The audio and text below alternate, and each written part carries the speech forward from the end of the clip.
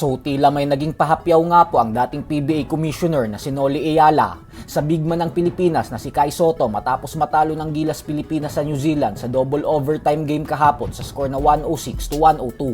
Ayon kay Ayala ay ang GOAT nga daw ng Serbia at isa sa pinakamagaling na manlalaro sa buong mundo na si Nikola Jokic ay naglalaro para sa FIBA World Cup qualifiers ngayon kahit hindi na nito kailangan, ay baka naman daw may pwedeng matutunan dito si Kai Sotto.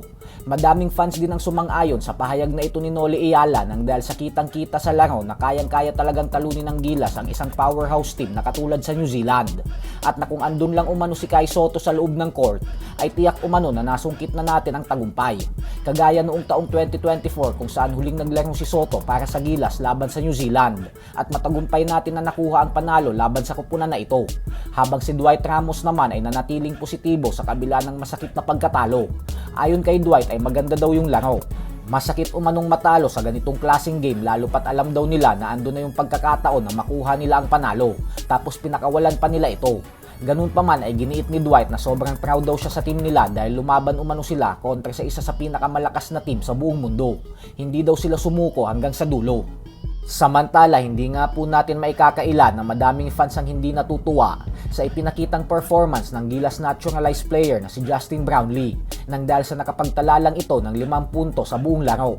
Pero kapansin-pansin din kasi na pinaghandaan ng husto ng New Zealand si Brownlee dahil madalas sinasabi ng kanilang coach na si Brownlee daw ang susi sa tagumpay ng Gilas. Kaya sa tuwing nakakahawak ito ng bola ay agad itong dinodouble team.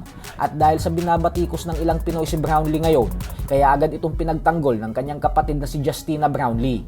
Ayon kay Justina ay hindi pa daw laos at tapos ang kanyang kapatid. Tandaan umano natin na nagtala pa lang ng back-to-back 50-point game si Brownlee sa PBA nitong nakalipas na buwan lamang. Kaya panigurado umano na babawi ito at ang buong Gilas.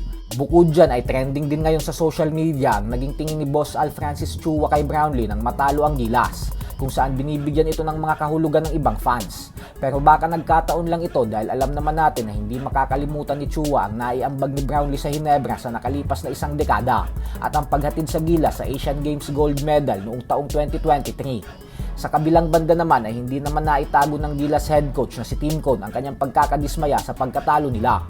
Ayon kay Tim Cone ay isang malaking disappointment daw ito dahil andun na yung pagkakataon sa kanila para makuha ang panalo. Masaya daw siya na nanalo si Alex Ayala sa tennis dahil para sa Pilipinas daw yung tagumpay nito. Subalit sila umano sa Gilas ay bigo silang magawa ang parte nila, kaya ang sakit daw talaga. So hanggang dito na lang po muna tayo mga idol.